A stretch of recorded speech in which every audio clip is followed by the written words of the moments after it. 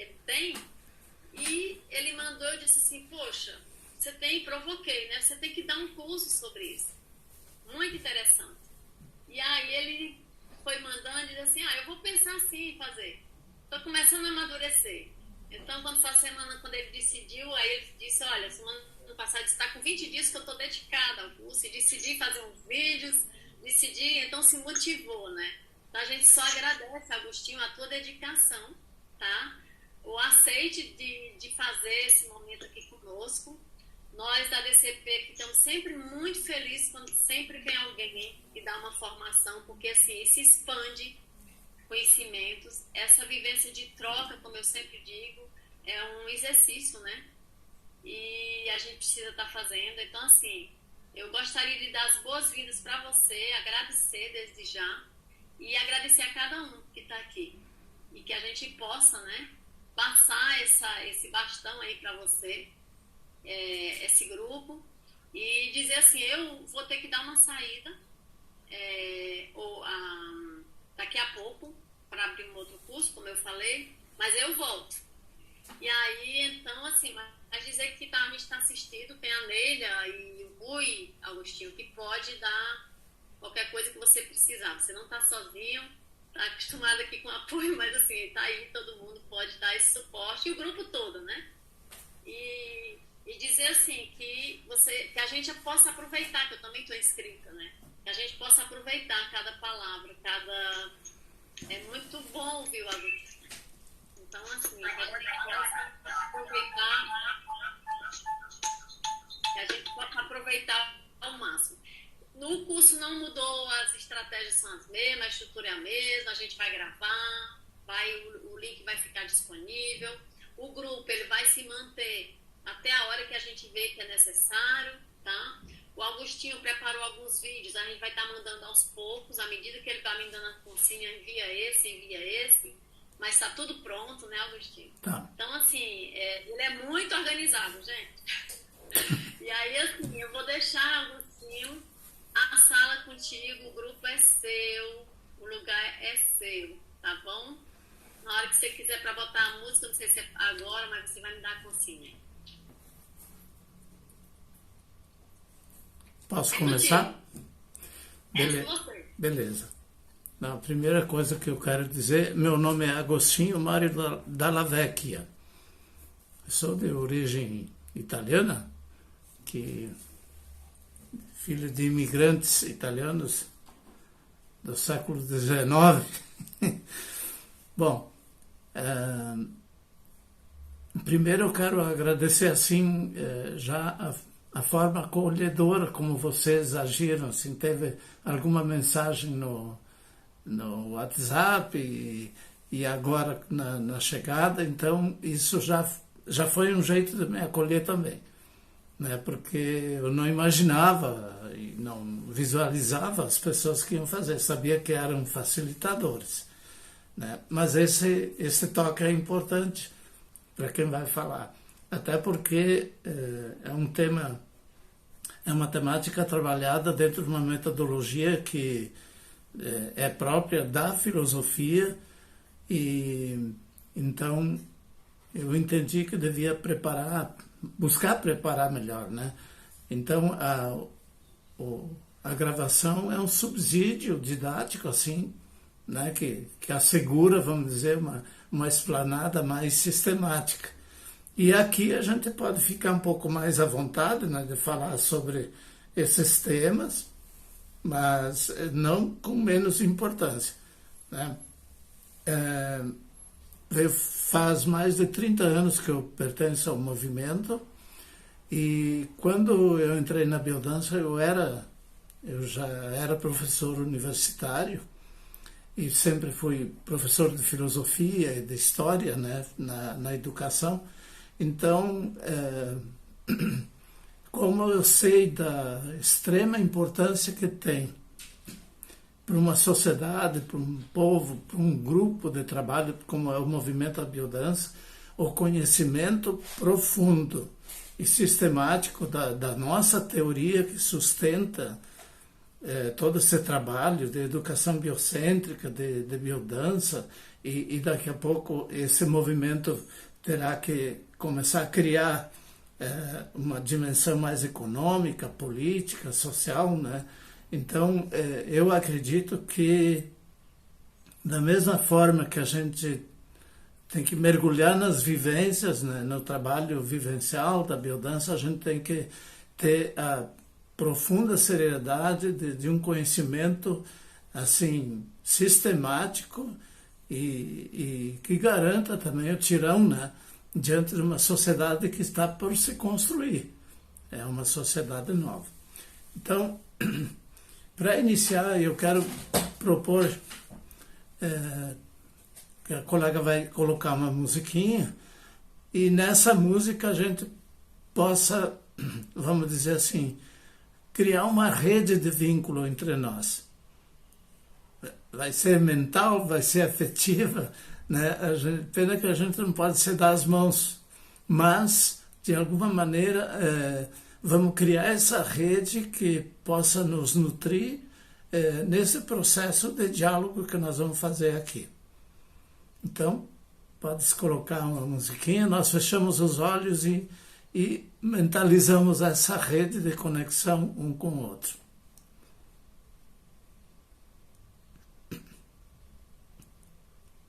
Me coloca como copo, gentileza.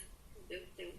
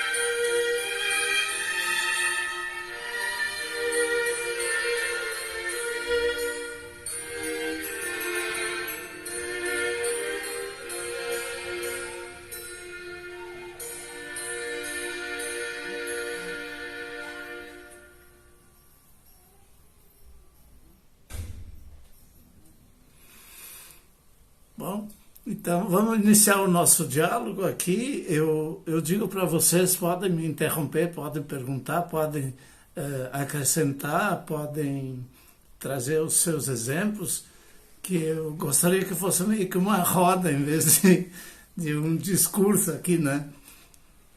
Eu vou começar então colocando um pouco para vocês essa metodologia, essa forma de abordagem que já está no livro também, né? Está lá os 4 passos fundamentais, né?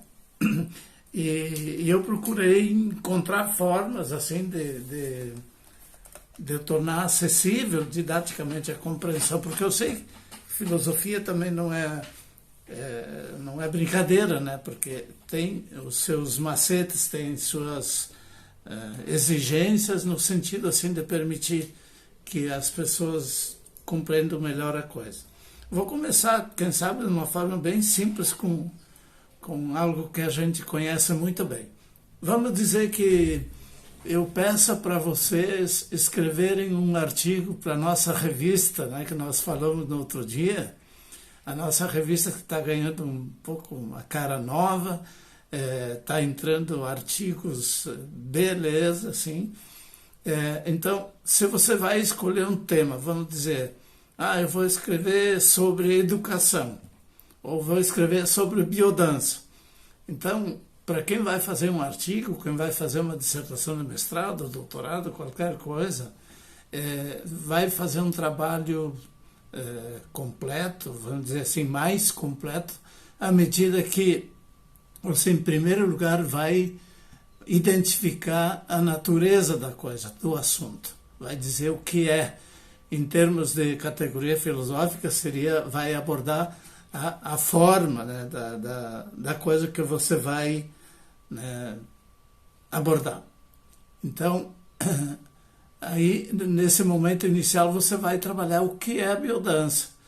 No segundo momento, você vai trabalhar como é que funciona a biodança. Então, todo o processo vivo, né, do movimento da biodança, como é que ele se realiza, sua metodologia, suas propostas, seu movimento, seus aspectos, né? Em terceiro lugar, você vai abordar os resultados de um trabalho de biodança, né? De um trabalho vivencial que a biodança propicia.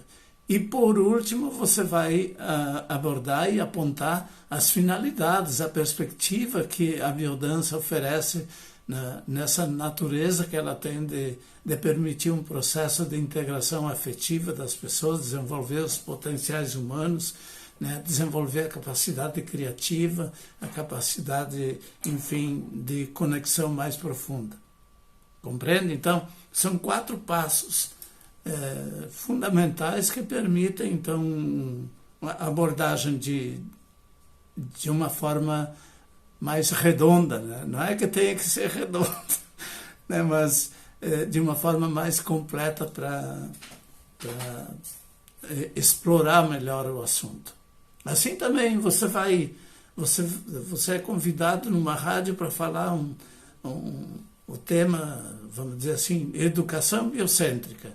Então, você pode preparar um esqueminha que na verdade, é bem simples, mas ele é bem envolvente. O que é educação biocêntrica, como é que é a prática de uma educação biocêntrica, quais as exigências, os pressupostos, né? O que se faz em termos de novidade dentro dessa perspectiva. Terceiro, você vai mostrar os resultados desse processo, né? E, por último, você vai então trabalhar a questão do sentido que tem essa nova educação. Compreende? Um terceiro exemplo que eu daria, assim, até falei durante a exposição, né? Eu trago, buscando facilitar a compreensão disso aí, eu trago o exemplo da semente de carvalho, né? Então, a semente, como tal, e em si, né, na sua forma, na sua natureza, ela contém o quê? Ela contém todo o potencial de germinação, desenvolvimento, crescimento, florescimento, né, e amadurecimento de uma planta. Então, está tudo aí dentro. E o Capra, quando fala desse assunto, ele diz, aí dentro está uma rede orgânica e imaterial ao mesmo tempo, que ela se refaz por si mesma.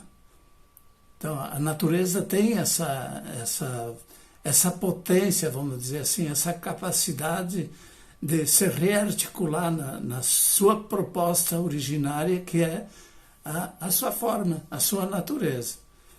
O ser humano, da mesma forma, né? Nós temos, vamos dizer assim, olhando o ser humano na sua forma originária, na sua natureza, na sua essência, ele já tem dentro de si os potenciais para um desenvolvimento em vários aspectos, em vários sentidos. E aí, como essa forma, essa rede originária, esse potencial que está inerente à forma humana, ela é autopoética também. Ela se renova, ela se refaz e ela tem uma articulação tanto, vamos dizer assim,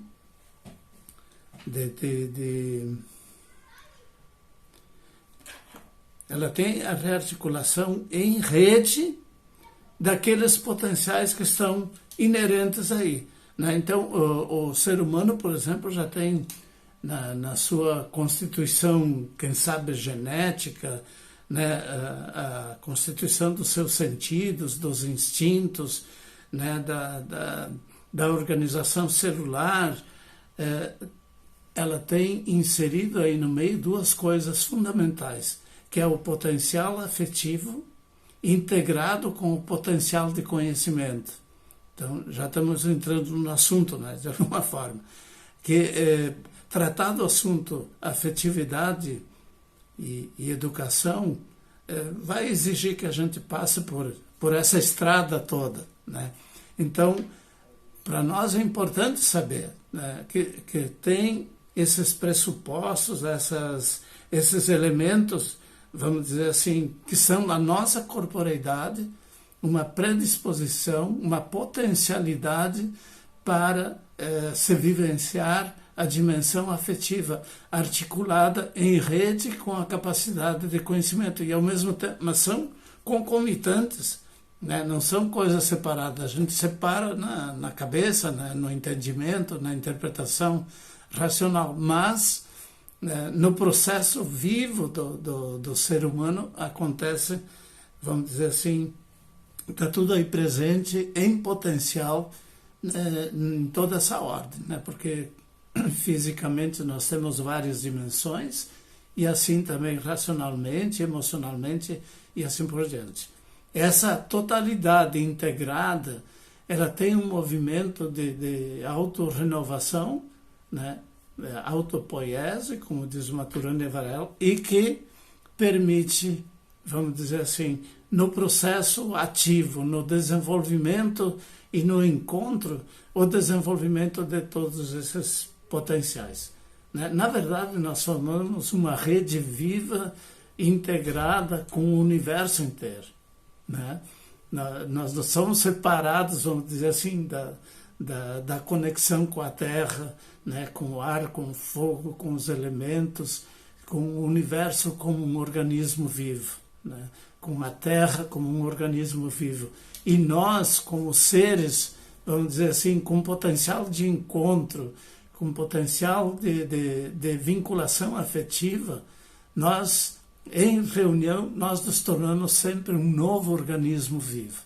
Vejam que coisa fantástica, que coisa maravilhosa, eu acho, que é à medida que a gente cria vínculos, né, de cuidado, de proteção, de qualificação, de promoção, de valorização, a gente está criando um grupo dentro desses laços de vínculo que vão permitir o surgimento de um novo ser. É uma nova realidade que acontece no universo, né?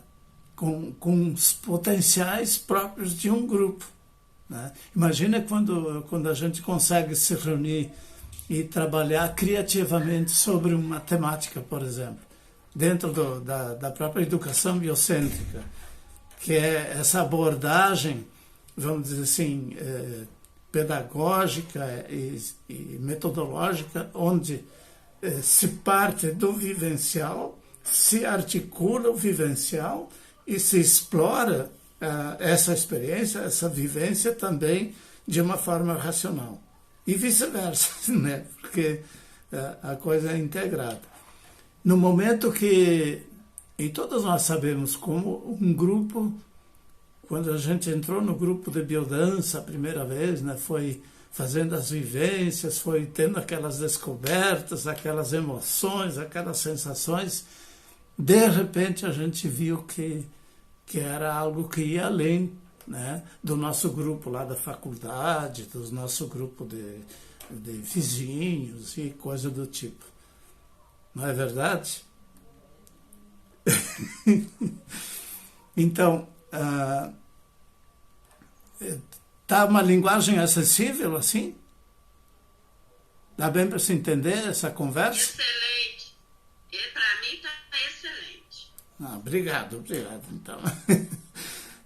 Sabe que eu costumo dizer, eu estou com 74 anos e quando eu vou fazer um trabalho numa turma ou dar um curso, eu fico vermelho, eu fico tremendo. Mas faz parte, né? Porque a gente vai também com a preocupação de transmitir a coisa, né? Então, seja numa semente, seja num grupo que vai se articular, seja numa pessoa humana, né? Seja no nosso, vamos dizer, o nosso aparato afetivo, nosso potencial afetivo, nosso potencial de racionalidade, são dimensões, são coisas que, na sua forma, apresentam toda uma possibilidade de desenvolvimento. E genial o que o Rolando diz, né? Porque nós temos, isso é muito bonito, na verdade, que nós temos potenciais que podem se desenvolver ao infinito, né? Então, a maioria das pessoas, talvez numa sociedade como a nossa, não tem oportunidade de desenvolver esses potenciais, né? Tanto de vínculo, de afeto, como de criatividade, de transformação, né? de conexão. Mas isso vai ao infinito. Como a pessoa que medita, vamos dizer, os grandes sábios da meditação lá oriental, eles chegaram a um ponto, né, de uma conexão tão profunda, tão grande, que chegam a levitar, vamos dizer assim, né? No cristianismo tem alguns santos aí que foram famosos nesse sentido, né, que a conexão deles com a sacralidade era tão profunda, era tão desenvolvida, que o sujeito levantava do chão, né? Levitava e entrava numa conexão, com certeza, inimaginável para quem não tem essa experiência. Então, nós temos esse potencial, inclusive na nossa racionalidade. Você já viu que fantástico que é todo o desenvolvimento científico que a sociedade está fazendo? Claro, a ciência, por decorrência, ela oferece a técnica permite, então, a industrialização, a transformação, a manipulação das coisas. E, infelizmente, numa visão centrada num homem muito pobre, muito esfarrapado, que é essa visão da subjetividade moderna, né? Essa visão antropocêntrica, ela é extremamente pobre porque ela se fixou, vamos dizer assim, no potencial da racionalidade humana como aquela dimensão que produz a essência do próprio ser. E a essência do humano na visão de Descartes e todos os modernos, ela, na essência, o ser para essa comunidade, o ser se identifica com o ter. Por quê? O ser, eu sou à medida que conheço. O conheço é de ordem racional, o conhecimento racional é de ordem científica, a ordem científica se desdobra na técnica, a técnica permite a articulação, a manipulação, a transformação, portanto, do mundo que pode ser apropriado. Então, ser homem é dominar, é poder, é ter, é se apoderar, vamos dizer assim. Então, essa é uma visão desastrosa, né, na verdade, porque agora nós estamos chegando nos pontos máximos, quem sabe, beirando uma guerra mundial, uma guerra nuclear, por causa de toda essa estupidez, né? Nós estamos vivendo um processo político onde está no cerne dessas campanhas uma visão de competição e guerra, né? Então, é complicado. Mas vejam como é importante, na essência, a gente compreender essa estrutura, né? Esse modo de ser e de viver que está centrado em cima de uma patologia profunda do afeto. Não é que não tem afeto, porque o afeto sempre vem do afetare, né? De se condicionar, de se mobilizar. Mas a constituição e a organização dessa nossa cultura ocidental, ela está feita em cima da patologia do afeto. A doença mais profunda, disse o Rolando Toro. A maior patologia que existe hoje é uma patologia social, é a competição. Né? Não dá para... o Maturana e Varela diziam, a competição é sempre desqualificador, né? Porque tem que negar o outro para você ser. Né?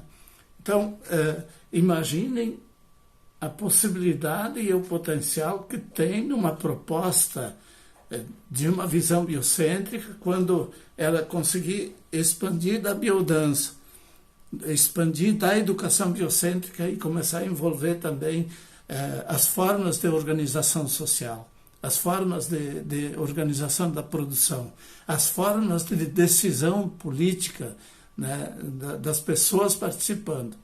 Aqui em Pelotas teve uma migalhinha de experiência política participativa há uns 20 anos atrás.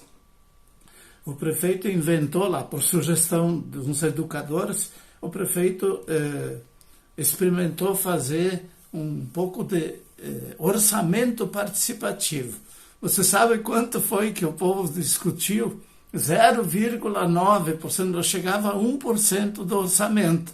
Isso o povo podia discutir, né? O resto eles decidiam. Então, eles colocaram em discussão aonde que seria aplicado esse dinheiro a partir da participação tua, minha, dos vizinhos e tudo.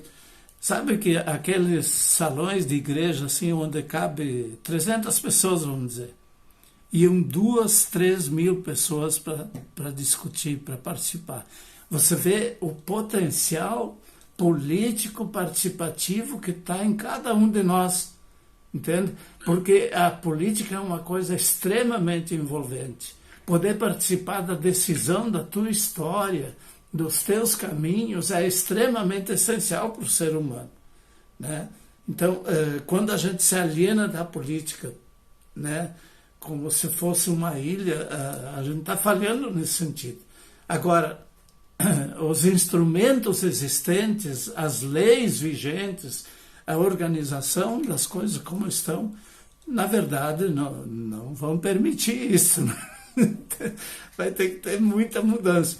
E a gente vê quando no próprio movimento biodança, muitas vezes os entraves que tem essa questão, né, de decidir, de discutir, de organizar, né? E aí tem todas as pendengas também das briguinhas de poder e tudo mais. É difícil as pessoas se livrarem disso. Nós somos também fruto de uma cultura danada, né? Então, mas o que eu chamo a atenção, assim... Agostinho, oi? É que você tinha me pedido para te avisar quando fossem 20 para as 7, tá? Tá ótimo, eu vou fazer mais uns minutinhos, porque no chute inicial ainda. Né? Não, mas vamos lá, tá muito bom. Tá bem? Que Tá bom. ótimo. Então, eu estou falando, na verdade, da proposta metodológica, né? Como é que eu vou tratar a questão da educação, da afetividade da educação? Então, tem esse modelo aqui, vamos dizer, esses passos distintos que a gente pode trilhar para... Então, num segundo momento, num primeiro momento, vamos buscar caracterizar isso aí. Mas num segundo momento, vamos ver isso em movimento, em ação. Num terceiro momento, vamos analisar os resultados, isso se for possível chegar lá, né? E, por último, então, uma identificação das finalidades, assim, social, ética, política, que tem numa educação afetiva, numa educação biocêntrica. Mas, então, a minha proposta era, chegando nesse momento, que a gente pudesse trocar ideias, pudesse perguntar, pudesse acrescentar, né, e não ficasse um papo só eu aqui.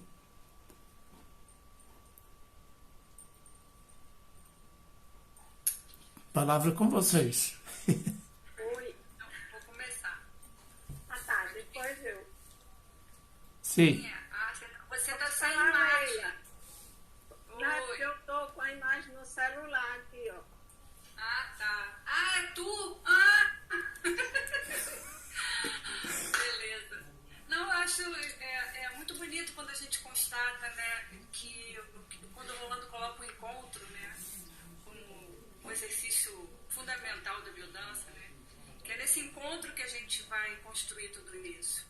Que é diferente de você, nesse encontro com o ser humano, né, com o pé aqui nessa terra, eu te olho, né, eu convivo com você, eu não vou alcançar as alturas, mas eu vou alcançar o seu olhar, e isso vai me fazer criar laços humanos, né, essa humanidade que ele traz, né, e pensar nesse encontro como fundamental, né, encontrarmos, né, encontrar é fundamental, encontrarmos como seres humanos, para que isso tudo que a gente sonha possa acontecer.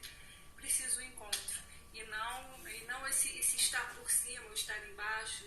E eu fiquei, assim, eu sempre acho que o encontro realmente é a vivência da biodança, mas quando eu escuto falar assim, eu ainda fico boba assim, tipo, achando maravilhoso, que é isso mesmo, né? É uma coisa tão simples, a gente se encontrar toda semana, poder se olhar na nossa diferença, poder criar laços, criar vínculo, né? Nos ver e também nos humanizar, porque a gente sem encontro não existe ser humano. Ele pode encontrar com qualquer coisa, mas se ele não encontra com um ser humano, ele não vai constituir a sua humanidade, não vai nem, ele vai se separar de alguma forma, seja com o que ele está encontrando, né? Então foi bonito quando você falou, eu me tocar disso, é sempre muito bonito falar de biodança, eu fico grata. Obrigado. Alguém quer acrescentar, quer perguntar? Isso, assim, tem duas situações. Uma é que eu trabalho com jovens no teatro, na aplicação do teatro do oprimido, exatamente trabalhando esse vínculo da emoção, do sentir o outro, do perceber o outro, que também o Rolando Toro, Augusto Boal e Rolando Toro dialogam, são próximos nesse pensar, nessa forma da educação biocêntrica, né?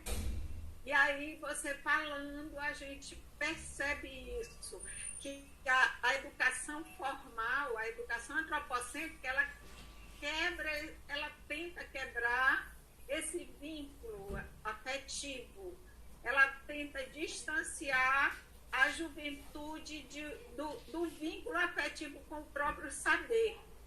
Por exemplo, para eu gostar do que eu estou aprendendo, eu preciso compreender o que esse saber vai trazer de bom para mim, né?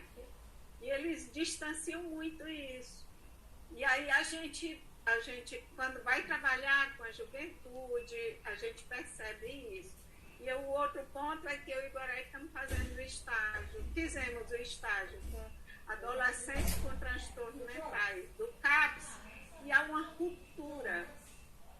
Nos que estão lá, houve essa ruptura da afetividade, a maior parte na infância. E é muito delicado, realmente, a gente trabalhar para tentar reconectar um ser que teve essa ruptura do afeto. Bonito, hein, isso que tu estás colocando, nossa. Quem mais que gostaria? É a nossa roda de conversa.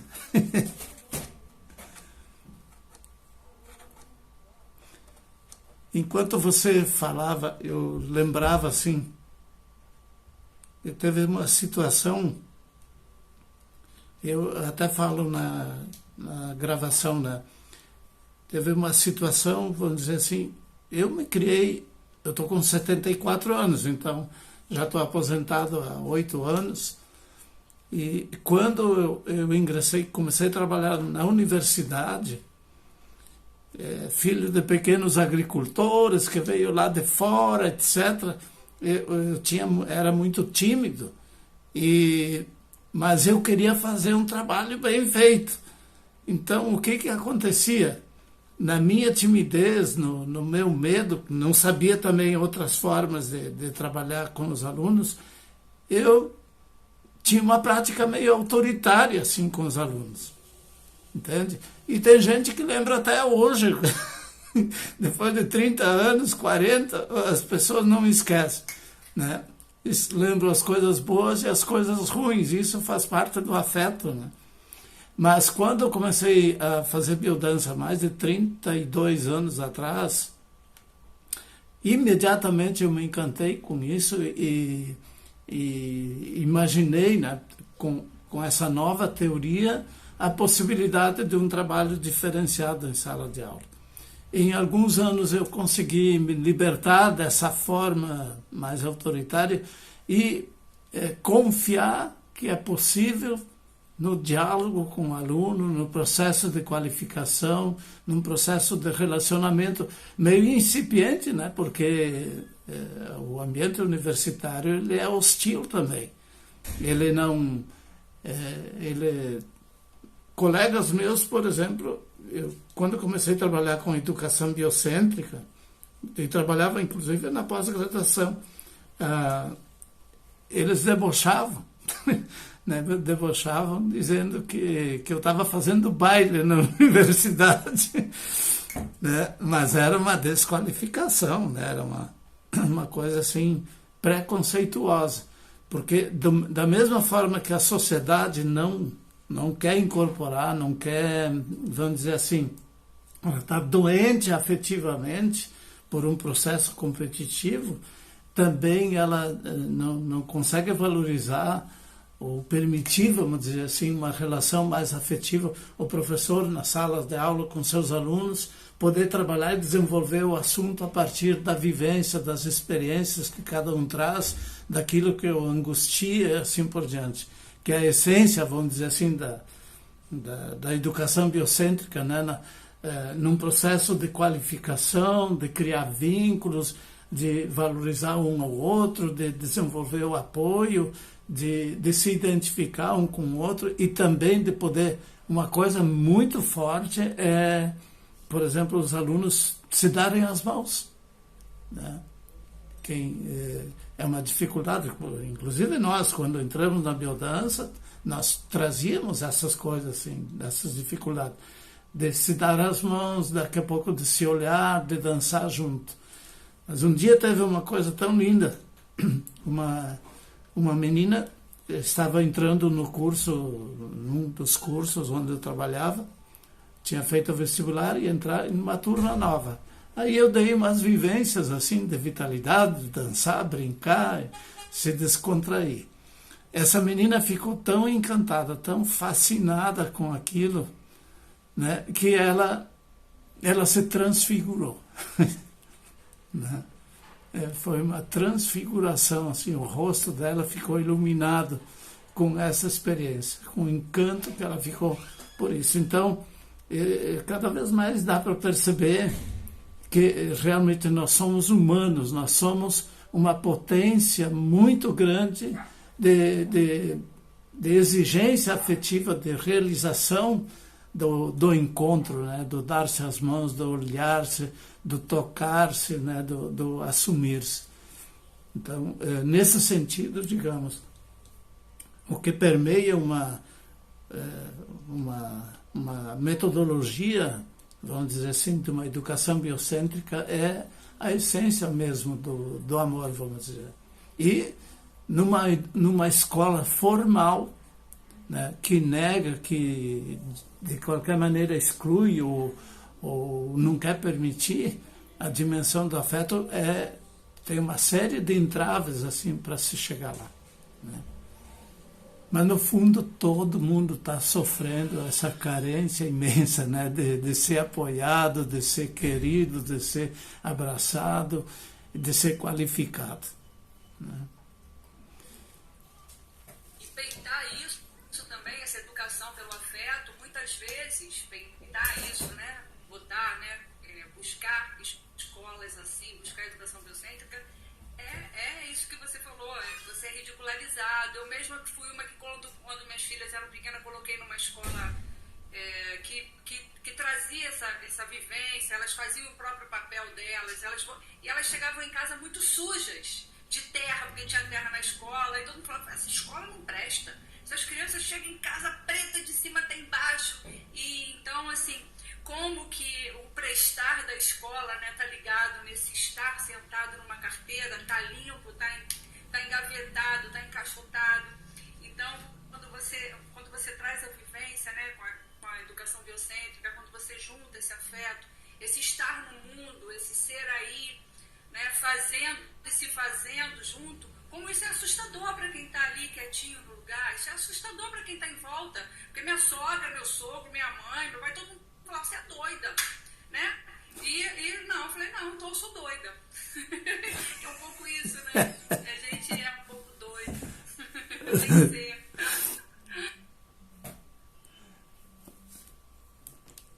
Beleza? Bom, vocês entenderam a metodologia, né? Não quero ficar repetitivo assim, só vou distinguir um pouco, né, quando para abordar um aspecto e outro. Então, acho que para pensar na afetividade e educação, no pensamento pedagógico biocêntrico, como é que se diz, da teoria da biodança, aquilo que vai no núcleo, o princípio biocêntrico, tudo isso está centrado na vida. E a vida, como o Rolando coloca, ela tem como característica essencial a amorosidade, né? Segundo ele, a amorosidade permeia o universo como um todo. É ele que, vamos dizer assim, dá ordem, movimento, vincula tudo numa teia infinita, né? E agora, por exemplo, o novo telescópio que conseguiram construir está permitindo olhar lá quase os confins do universo, né? É fantástico. Veja como é genial a ciência. Ela é apaixonante, né? E em qualquer rumo. Por exemplo, eu fiz o meu mestrado e doutorado na área da história do Brasil. E quando eu fiz, baseado em depoimentos assim de filhos, netos e bisnetos de escravos da região meridional do Rio Grande do Sul. Gente, foi fantástico porque, primeiro, foi o contato com aqueles velhinhos, homens e mulheres que passaram pelas estâncias, pelas fazendas e mais ou menos foram assim, tipo filho de criação, peão, agregado, posteiro, aquele tipo de gente, né, o alambrador, que originariamente os pais tinham sido escravos das famílias de criadores de gado aqui da região, porque Pelotas, o eixo fundamental da economia do Rio Grande do Sul foi a charqueada. E foi um nordestino que trouxe essa técnica para cá. E aí o Rio Grande do Sul se desenvolveu no século XIX todo em cima da produção do charque e da produção do gado. E o sistema era escravista, muito similar com todo o escravismo que existiu no Brasil inteiro. Bom, aí eu encontrava o velhinho, de repente, lá na frente da sua casa, debruçado na porteira da frente da sua casa, ou encontrava ele num bar, ou encontrava na família, e pedia para ele relembrar durante uma semana ou duas a sua história, né? E quando voltava, nós fazíamos uma entrevista que durava geralmente 2 ou 3 horas de entrevista, né, com esse povo. Aí eu mergulhei de cabeça assim, no estudo dessa realidade, né, do escravagismo das charqueadas no Rio Grande do Sul. E foi uma coisa tão interessante, tão impressionante e apaixonante que eu ficava de 12 a 14 horas por dia no computador, né, trabalhando, transcrevendo e montando todo o material que depois serviu para a minha dissertação de mestrado e a tese de doutorado. Então, o que houve no meu caso, assim, e quando você vai dar um trabalho para o seu aluno, com certeza, né, que se esse trabalho não está vinculado com a vida, ele se torna xoxo, né, se torna difícil de realizar. Então, a educação biocêntrica, eu acho que tem isso, né, de apontar e possibilitar um processo realmente de conexão com a vida, né? E foi uma experiência maravilhosa, porque eu fiz mestrado e doutorado emendado um com o outro, deu 7 anos, que para mim foram quase dos melhores anos da minha vida, né? Acadêmica e tudo mais.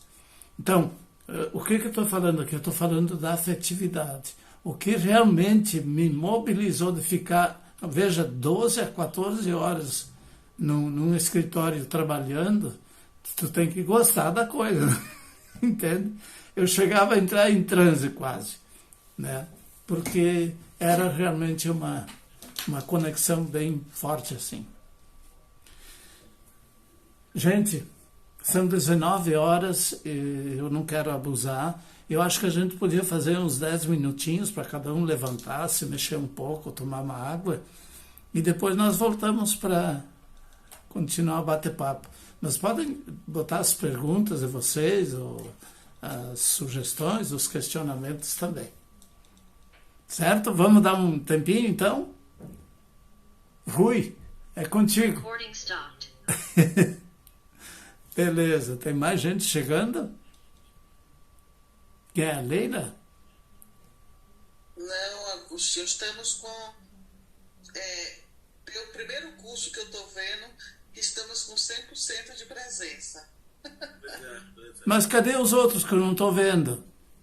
Ah, você está vendo quantos? Eu estou vendo eu e você e mais você 2, tá 4, celular? 5 pessoas. Você está no celular? Não, eu estou aqui no computador também. Mas é aqui no computador que aparecem essas pessoas. Não, pois é. Nós estamos aqui em 19 pessoas. Mas que maravilha! Só a Eulália que precisou sair, que avisou aqui. Mas é o primeiro curso que eu estou vendo na Abraça que nós temos quase 100% de presença. Porque às vezes as pessoas se inscrevem, mas não vêm. Então o seu curso eu já estou achando bombando. Nossa, que... Coloque em galeria, Agostinho.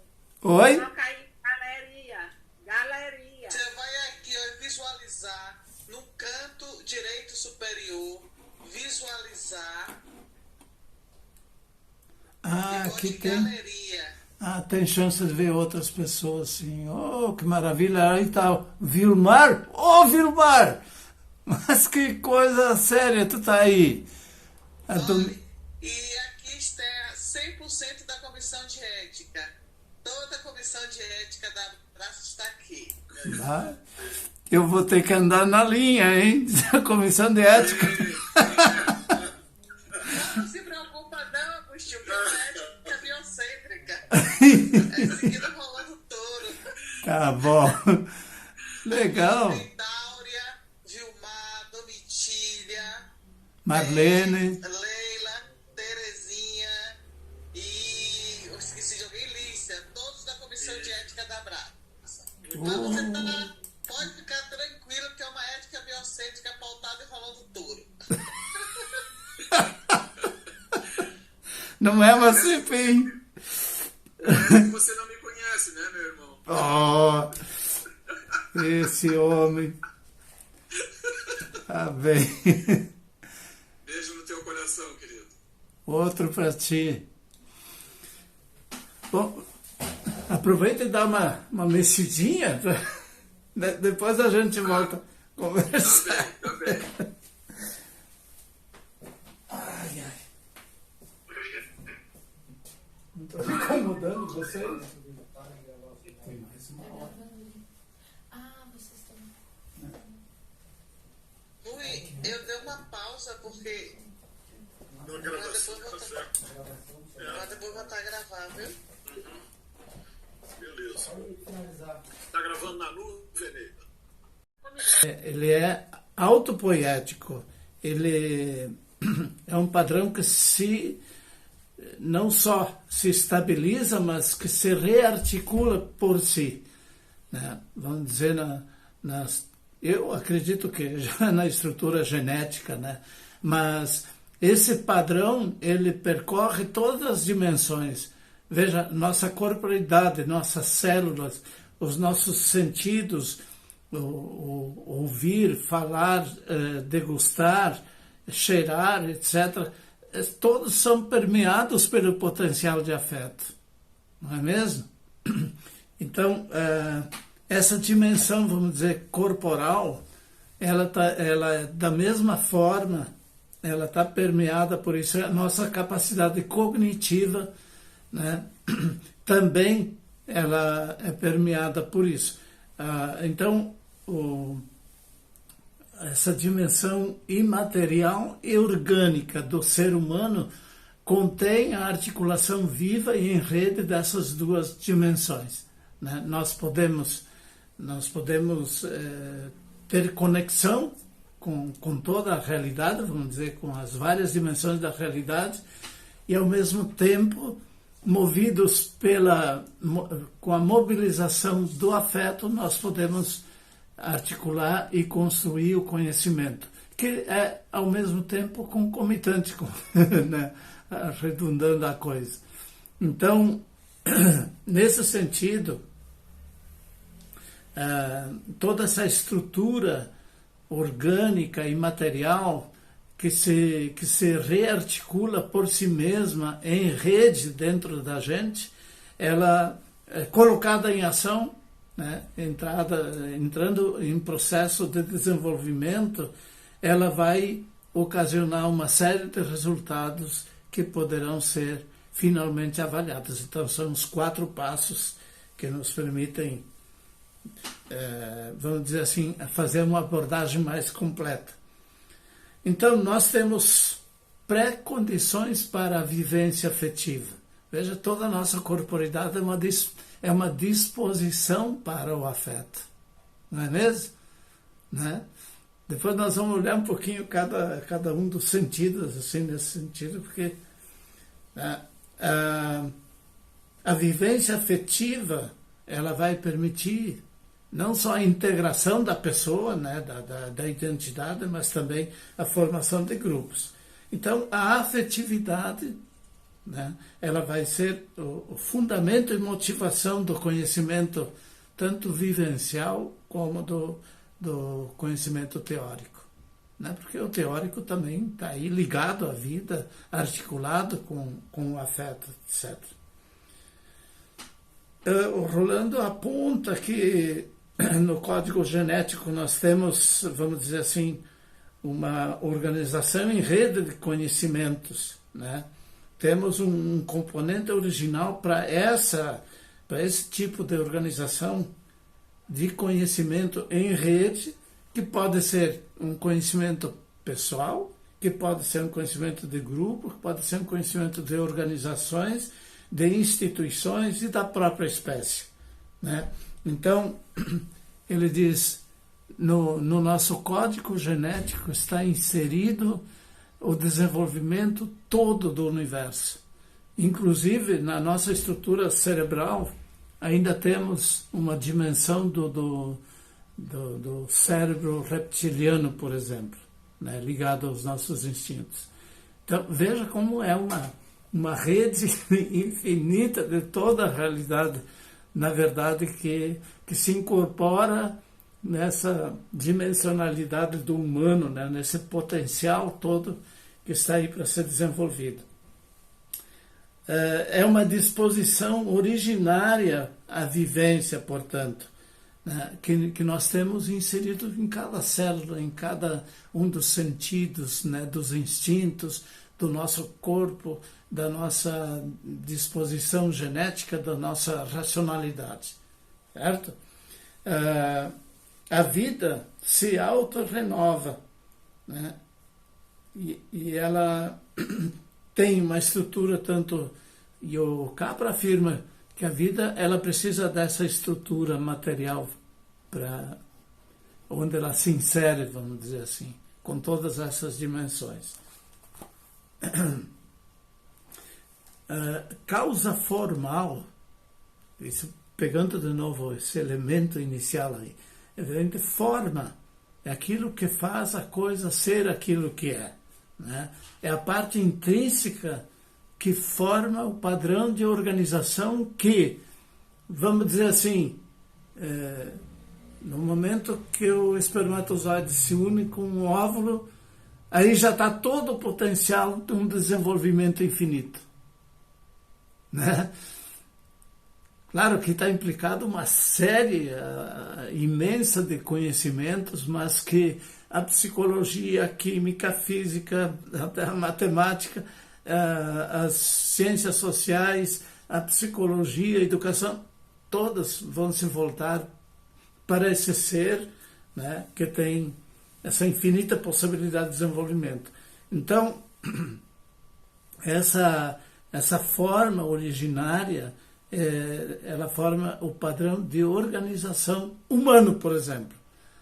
Ou essa forma originária que está inserida no nosso organismo, no nosso ser, vai representar a organização possível do desenvolvimento, do contato, do vínculo, da qualificação, da união, do amor, da compaixão e tudo mais. Todas as dimensões do afeto ali. Os resultados de uma forma originária ou da causa formal, né, estão de acordo com aquela natureza. Então, depois, no desenvolvimento de cada coisa, por exemplo, a semente, ela é causa formal da árvore, né, que surge quando colocada em ação, quando você planta a semente, cultiva, ela se desenvolve, floresce, frutifica e tudo mais. Então, o potencial de conhecimento, por exemplo, em nós, ele é inerente à estrutura corporal da gente, não é só uma coisa aqui da cuca, né? Como o nosso mundo moderno mais ou menos fez entender. Quando você ama, você está conhecendo. Quando você cheira, você está, de alguma forma, sendo atraído ou não por aquela coisa. Não é verdade? Então, todo o nosso organismo, né, esse organismo em ação, ele resulta sempre em conhecimento, né? E esse conhecimento resultante, ele é sempre sustentado e nutrido pelo afeto, né? Então, e acaba sendo elaborado na razão. E quando junta as duas coisas, e o Rolando fez isso de uma forma também originária, ele vai chamar isso de inteligência afetiva. Eu achei tão genial isso, né? A gente é acostumado lá, o curso de filosofia nos fez uma trajetória de 30 anos sempre falando na razão, né? Nunca se falou no afeto, nunca se foi capaz de fazer aquilo que o Maturana e Varela, por exemplo, conseguiram fazer dentro das ciências que eles trabalhavam. A forma estrutural e originária, o padrão de organização do conhecimento, então, é o afeto, é a afetividade. Veja que é a potência mesmo que está presente assim, e não só do conhecimento, é uma potência de criação de grupos, de criação de família, de pares, né, de organizações, de instituições, enfim. O afeto é que vincula a humanidade como um todo. O potencial afetivo de dar, receber, amar, qualificar, já está registrado em nossa corporeidade, né, em nossa mente, né, em nosso espírito, vamos dizer assim. Ele é expresso e desenvolvido pela biodança e pela educação biocêntrica. É outra genialidade, eu acho, né? O sujeito chegar a descobrir que através de vários ecofatores da música, da palavra vivencial do facilitador, é possível desencadear vivências de aproximação, de nutrição, de vínculos, né, enfim, de profundo prazer, de profunda conexão com o universo, eu acho, assim, de fato, uma forma genial. E ela é sistemática, porque o modelo teórico da biodança também é gerido pelo princípio biocêntrico, e ele forma uma totalidade orgânica, viva, aberta. Né? Então,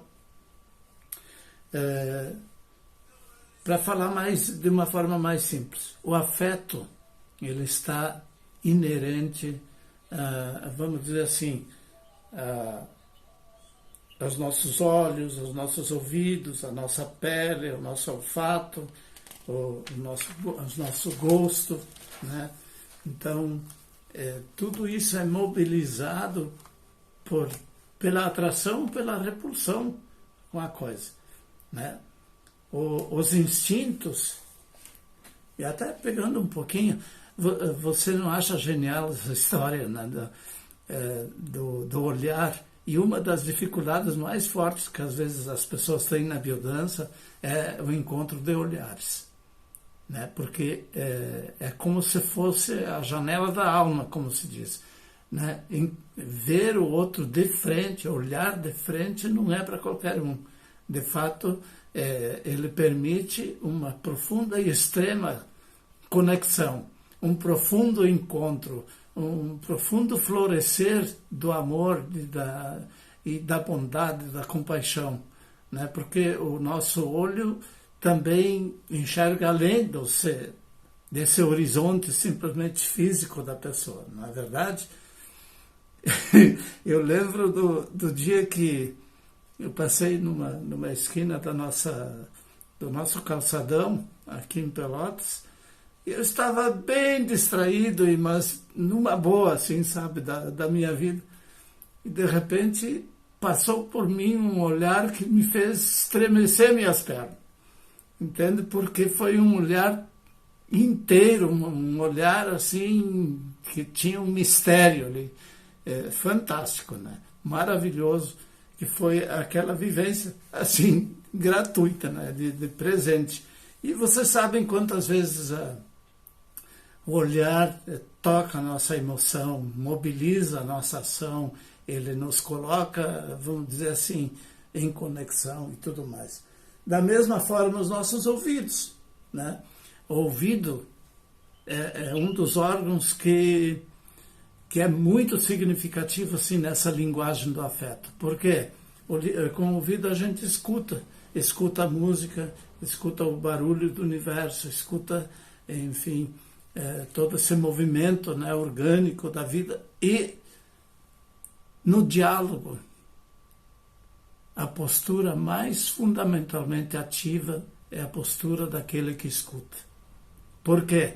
Porque ele permite que o outro aconteça. Quantas vezes você precisou ter um papo com alguém para desabafar toda a tua situação vivencial, não é verdade? Ou quantas vezes o falar para alguém te ajudou e te realizou porque permitiu a comunicação. Então, o ouvir está recheado de afeto também, né? Terceiro, a pele, né? A pele é o maior órgão sensitivo, né, que a gente tem. E vocês lembram os desafios, né, que se estabelecem quando no encontro você é convidado, quem sabe, a um abraço, que você vai tocar o outro, vai envolver o outro, ou você é convidado a um movimento de carícia ou de troca nesse sentido, e ele é extremamente desafiador numa sociedade que nega de qualquer maneira essa possibilidade, porque se alguém vê de repente uma pessoa fazendo uma carícia em outro, está sujeito a ser mal interpretado dentro dessa visão estreita e pornográfica que o nosso sistema impôs, né? Então, muitas vezes, a maioria das pessoas acho que passa essa carência de uma carícia, né? De um toque, de um abraço. e é uma das coisas mais reprimidas que tem, né? Assim, na dimensão, vamos dizer, desse instinto, o tocar o outro pode ser um tocar extremamente nutritivo e pode ser também repulsivo, né? Quando entra um mecanismo de dominação e manipulação do outro, aí afetivamente é patológico, né? Mas veja que potencial que tem só nessa coisa simples, né, da nossa pele, mas que é extremamente complexa, ligada com o nosso olhar, ligada com a percepção do cheiro, do olfato, do tato, etc., né? Só para ilustrar um pouco, né, o sabor das coisas está relacionado com o gostar ou não. Por exemplo, tem coisas que eu gosto até hoje da sopa, uma sopa de feijão com massa feita em casa, que os italianos chamavam de menestra. Era a coisa mais deliciosa do mundo e até hoje é uma comida gostosa de colocar na mesa, porque a gente se criou na volta do afeto da nona, né, que preparava a massa, que esticava aquela massa na mesa, que cortava, que arejava aquela massa e que fazia o feijão lá no fogãozinho a lenha, né, mas dentro de um clima de amor, de carinho, de colo e assim por diante. E o momento da menestra, hoje em dia não existe mais essa coisa quase de comer juntos, né? Era a hora de toda a família junto.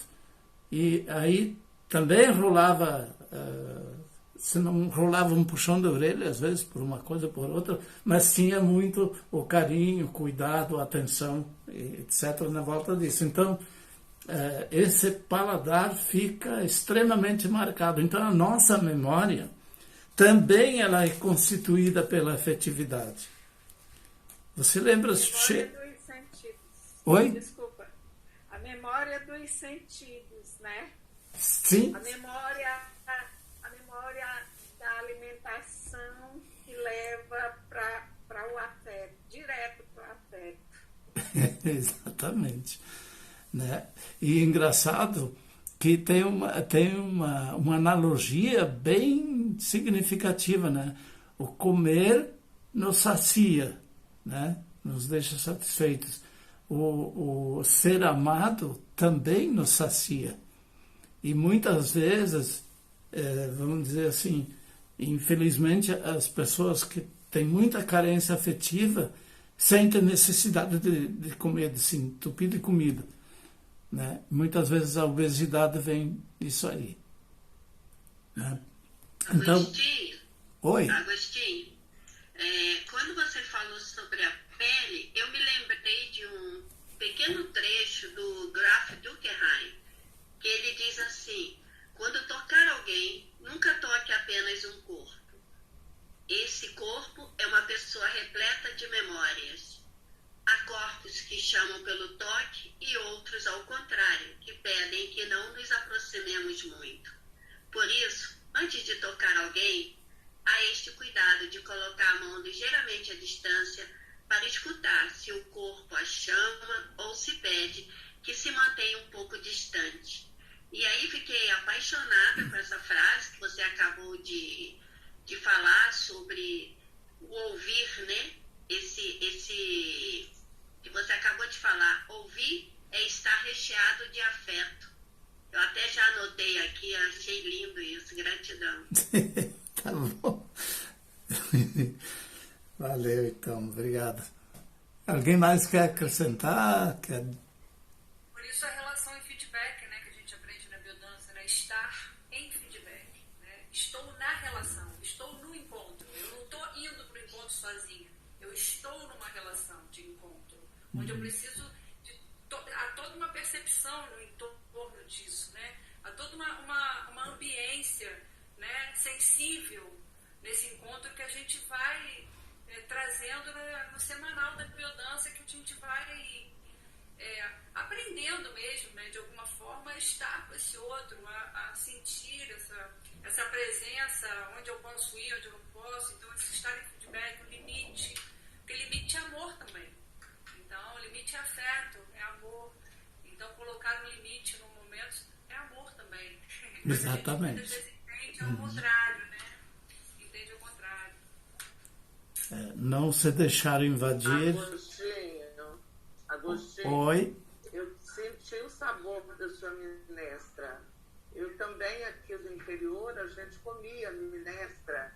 Era servida, não com essa forma talvez tão elaborada, mas muito gostosa. Eu senti o sabor da sua minestra, me fez lembrar a minha. Também era uma sopa de macarrão com feijão ou de uma massa com trigo.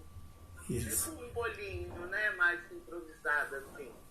Mas feita com muito afeto. E era muito servida no interior, nas merendas, né? Dos trabalhadores, das pessoas que iam para as roças trabalharem. Era a merenda, então. Que legal. Pão, né? Era mais a comida.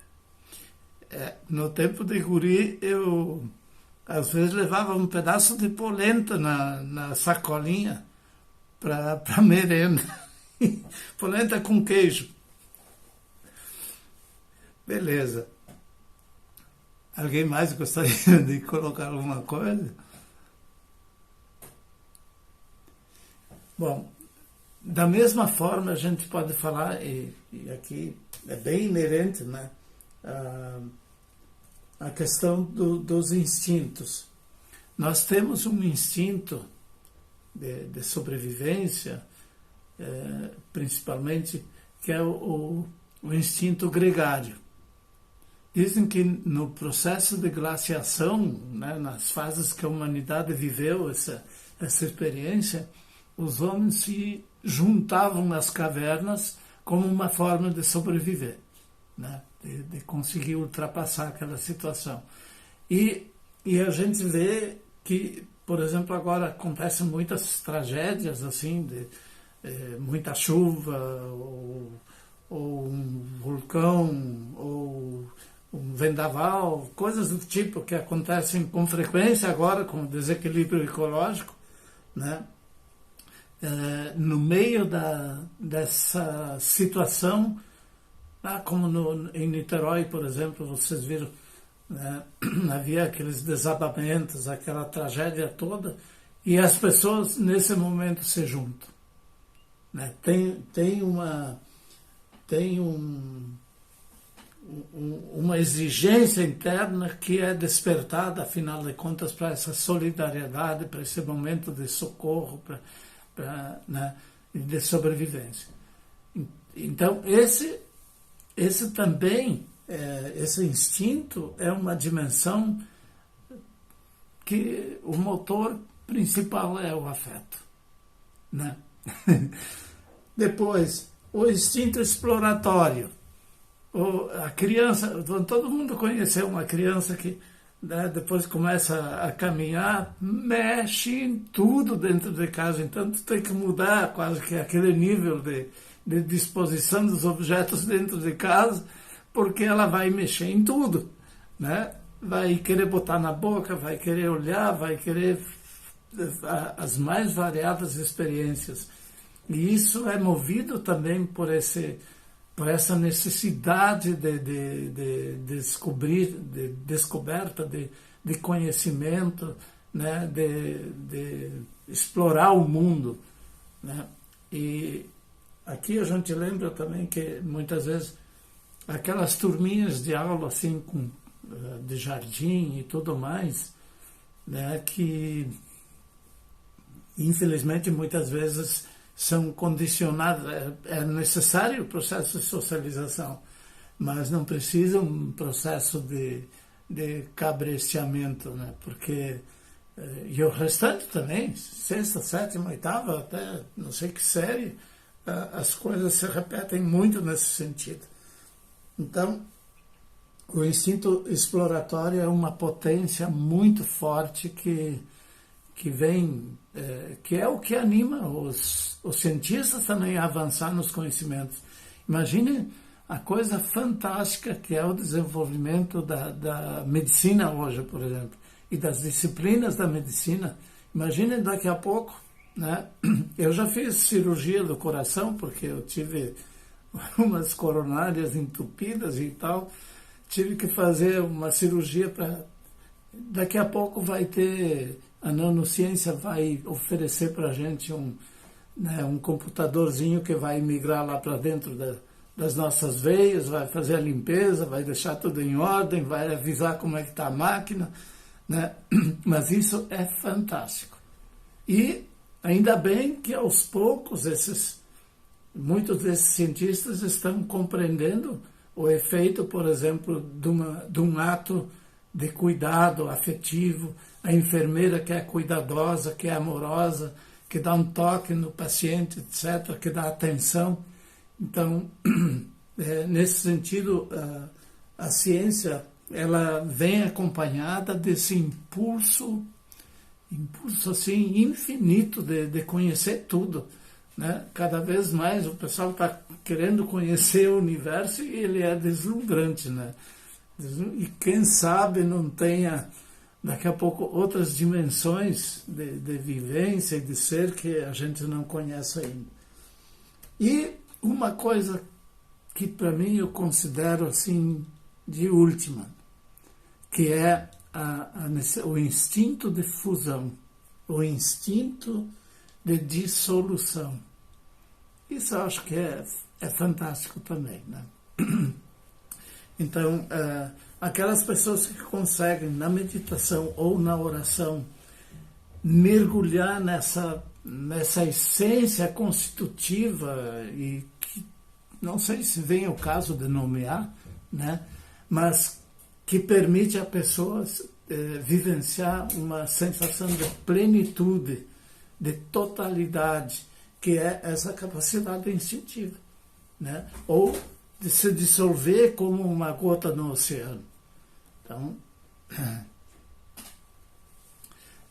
vamos dizer, esse é o universo dos instintos.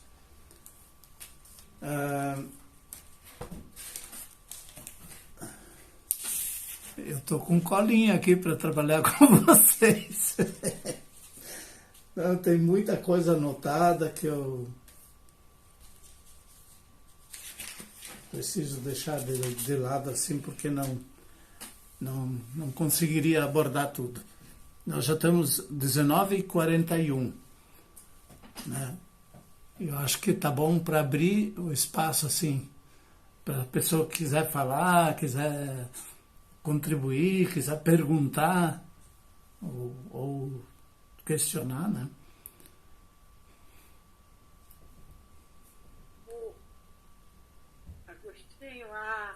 A pandemia, no momento que ela surge, você falou exatamente da junção no momento de, como é que você falou? De tragédia, né?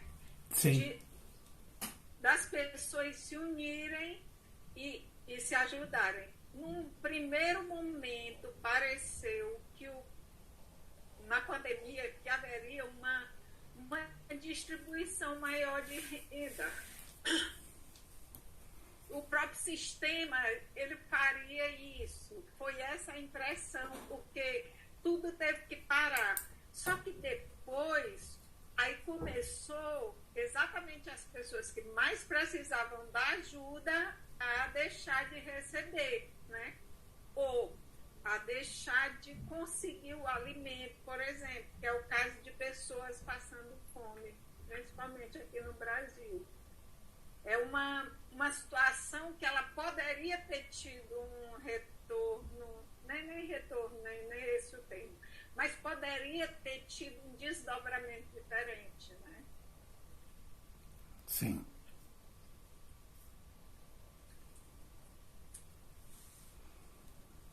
Aí foi muito também do exercício da política pública, né, que teve um descuido fundamental aí. Gente, um país perder quase 1 milhão de pessoas é muita dor, é muito sofrimento e é muita insensibilidade também. né? Lembramos que tem seres que, infelizmente, eles têm a desconexão entre a sensibilidade e o afeto, né? O Hitler mesmo era uma pessoa que fez pinturas muito boas e foi capaz de matar milhões de pessoas, né? E eu acredito que o sistema também, na evolução do capitalismo, né, do sistema ocidental de cultura, ele, de fato, pode levar pessoas a uma desumanização terrível. E tem muita gente do poder e do dinheiro que pensa no controle, vamos dizer assim, da massa humana, né? Que tem que morrer gente, tem que ter menos gente no planeta e assim por diante. Claro, aqui é uma situação concreta, mas tem também essa mentalidade que está vigorando por aí.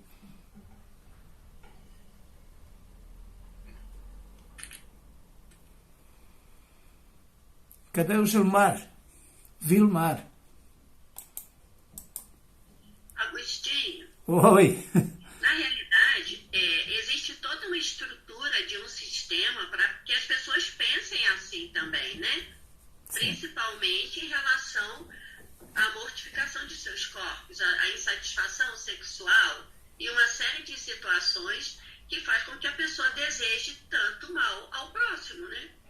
A humanidade não se reconheça enquanto humano, não reconheça que o outro também é uma pessoa, um ser que sente. Uhum.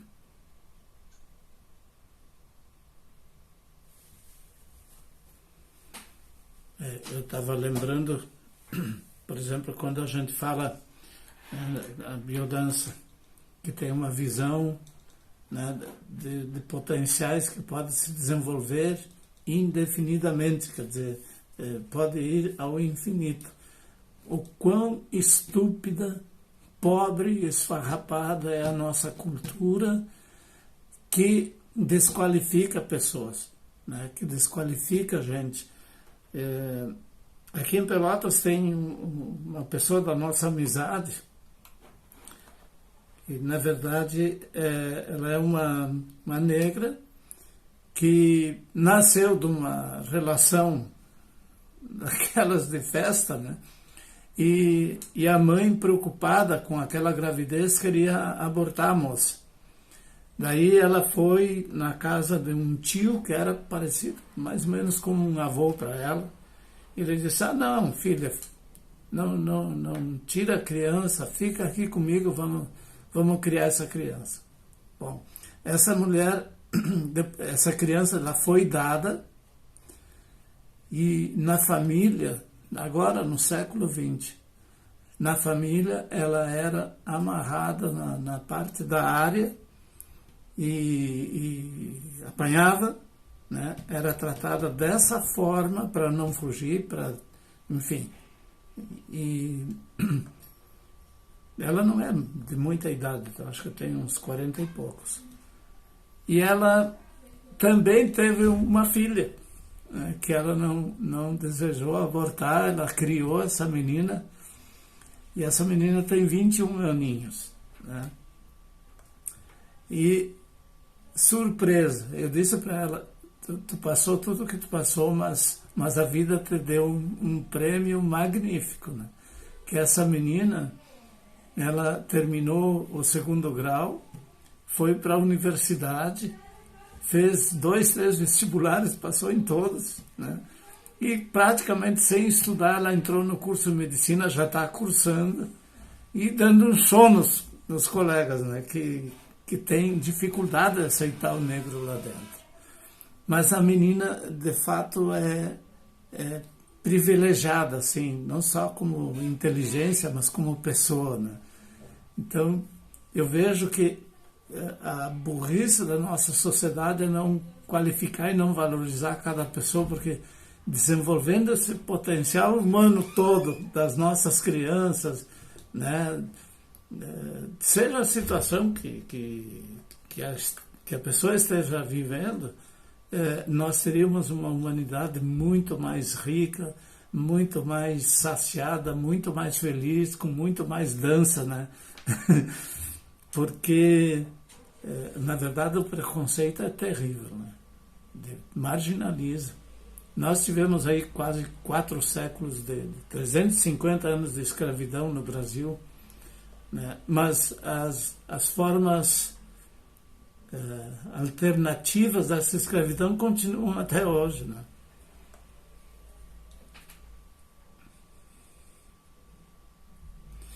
Bueno, são 19h50,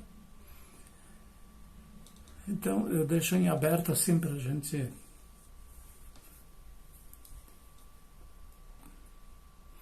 aí para os próximos encontros. Vocês vão ter mais tempo, mais calma de olhar a gravação, e depois aqui a gente fica com mais fluidez para poder falar, discutir. Alguém mais quer dar sua contribuição? Vocês todos são facilitadores de datas e pertencem à Abraça. Eu sou a Dáurea. Oi?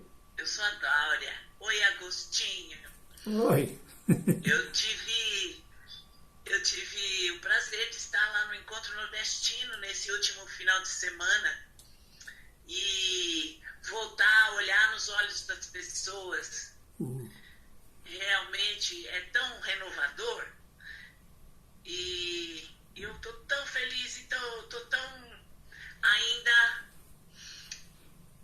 contagiada. Que êxtase. De tantas rodas, de tantos olhares, de tanto mar, de tanto compartilhamento, de afeto, de saudade, de vontade de estar junto, agarrado, abraçado. Então está sendo muito gostoso hoje te ouvir, viu? Estava dando esse sentimento, né?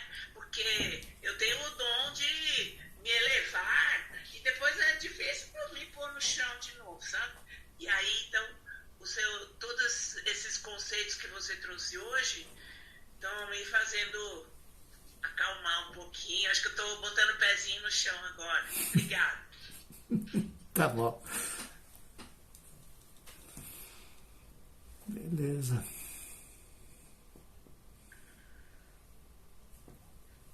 Alguma pergunta, alguma dúvida de repente?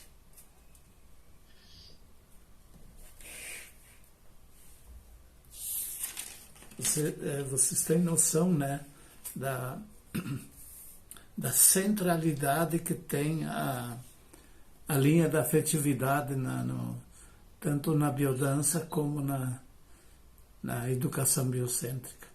E eu acho que no momento que se criar mecanismos ou formas desse universo se expandir no mundo da política, da economia, vai ser fantástico. Acho que eu vou querer nascer de novo.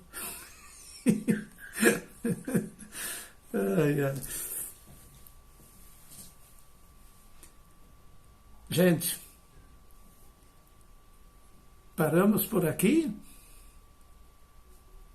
Então, pode ser? Boa semana para todos. Oi? Boa semana para nós. Obrigado para todo mundo. Beleza? Obrigada. Tudo de bom, um abraço para cada um. Oi? Obrigado a você. De quê? Grande abraço, irmão do coração. Pra ti também, guri. Tchau, tchau. Grazie. Beijo. Boa noite, gente. Pena que a gente está longe, né? Até a outra quinta. Até quinta. Até. Beijo, Terezinha.